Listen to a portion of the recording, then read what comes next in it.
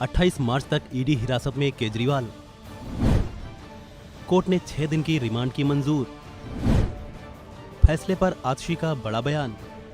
देखिए, हम कोर्ट के फैसले से सम्मानपूर्वक असहमत हैं, विनम्रतापूर्वक असहमत हैं।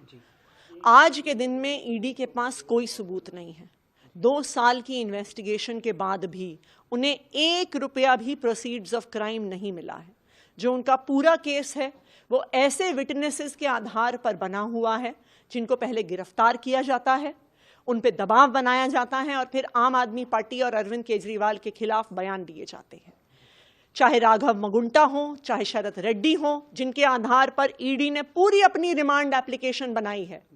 जब उनकी पहले क्वेश्चनिंग हुई, वो कहते हैं हम आम आदमी पार्टी के किसी नेता को नहीं जानते, हम विजय नायर को नहीं जानते, हम अरविंद केजरीवाल से नहीं मिले, हमने किसी को कोई पैसे नहीं दिए। गिरफ्तारी के बाद उन पे दबाव बनाया जाता है, उनसे आम आदमी पार्टी के खिलाफ स्टेटमेंट्स लिए जाते हैं और जैसे ही वो स्टेटमेंट दे देते हैं, कुछ दिन में उनको बेल दी जाती है।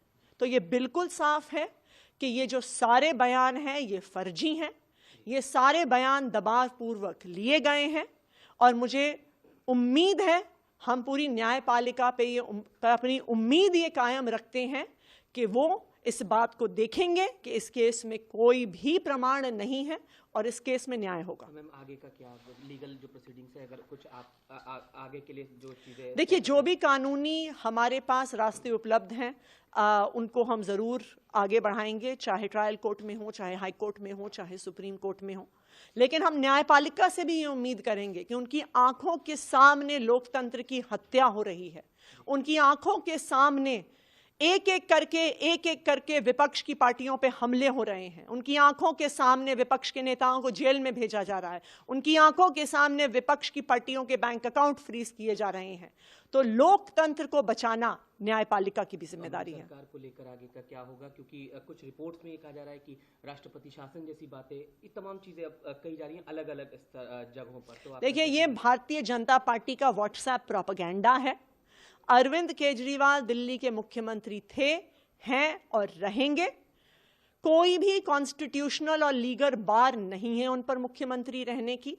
उनका कोई कन्विक्शन नहीं हुआ है। इस देश में आपका कन्विक्शन हो जाता है, 2 साल से ज्यादा की सजा होती है, तो आप फिर जनप्रतिनिधि नहीं रह सकते हैं। लेकिन अरविंद केजरीवाल की कोई कन्विक्शन नहीं हुई है, इसलिए कोई भी कॉन्स्टिट्यूशनल बार नहीं है उनके मुख्यमंत्री रहने पर। सुनीता जी ने जो ट्वीट किया है उस पर भी प्रतिक्रिया दे दीजिए।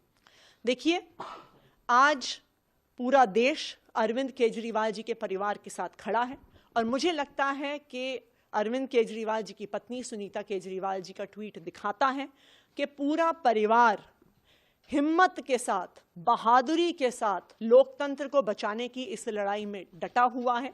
इससे ज़्यादा मुश्किल परिस्थिति एक परिवार के लिए क्या हो सकती है कि एक पिता, एक पति, एक बेटा जेल चला गया है, उनको पता नहीं है कब वापस आएंगे, लेकिन वो परिवार टूटा नहीं है।